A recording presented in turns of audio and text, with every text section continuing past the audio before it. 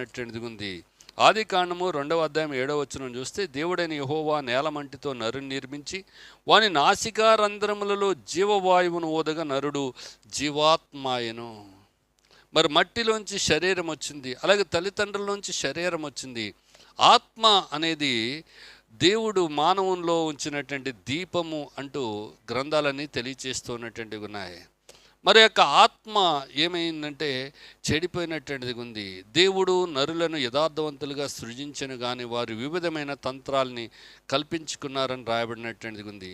వారి యొక్క స్వభావము కేవలము చెడిపోయిందని ఆది కాండంలోనే దేవుడు మాట్లాడతారు. 6వ అధ్యాయం, ఆది కాండం 6వ అధ్యాయము 5వ వచనం, వారి హృదయం యొక్క తలంపులలోని, మానవుని యొక్క హృదయముల్లోని తలంపుల్లోని ఊహంతయు ఎల్లప్పుడూ కేవలము చెడ్డదని యెహోవా చూసి. ఎంత